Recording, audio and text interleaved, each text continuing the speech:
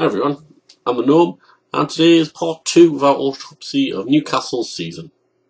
Yes, it's more spreadsheets, but doesn't everyone love spreadsheets? Today I've collated, thanks to the official Newcastle website, the figures for goals and assists for the 12-13 Premier League season. I've also placed in there the percentage of games played across the whole season. So let's look at this information. First up, only one player made double figures for goals, and we sold that player in January. Step forward, Denver Bar. Now I don't hold it against him. He wants to win trophies and play in Europe. Good on him. Even though he wasn't particularly happy, getting kind of shunted around, he was still able to find the net on a regular basis. Bar got 13 goals and 3 assists in half a season. He outscored Cisse by 5 despite Cisse playing a part in nearly every game. It then gets worse.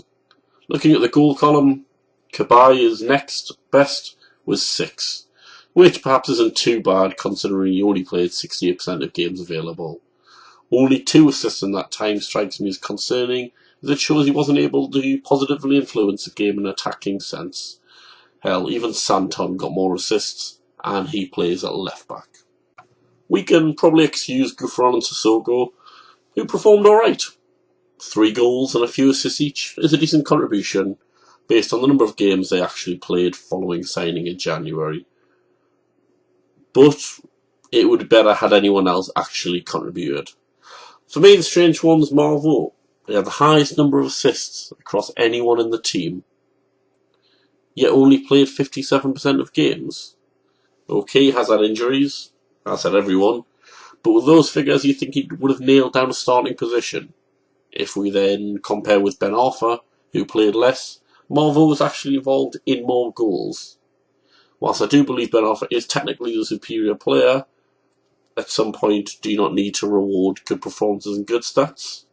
On the opposite side of the argument is Gabriel Obertan.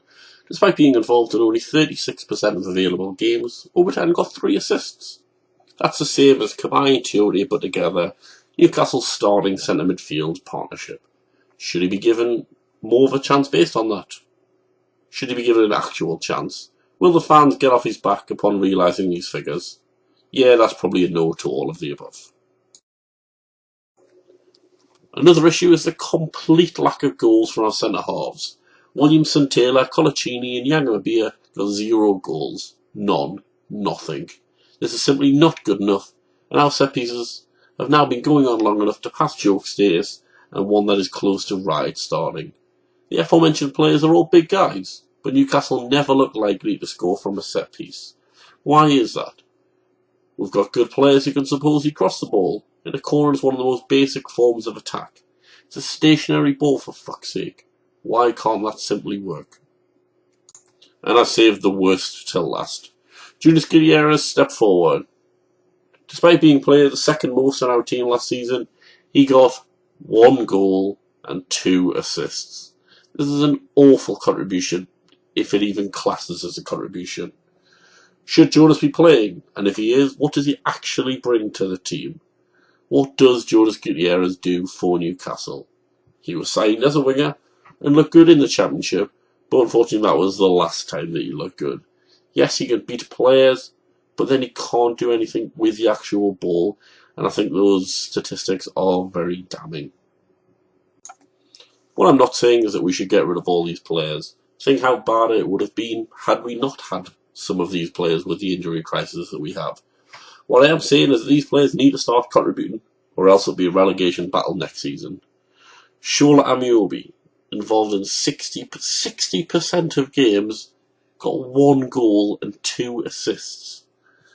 The Mackham Slayer needs to be rehomed, and the team needs to improve greatly.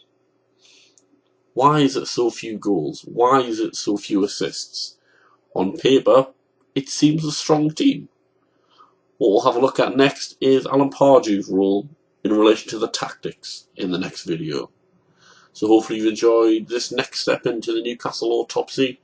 We'll have a look at tactics next week. So cheers everyone, good night.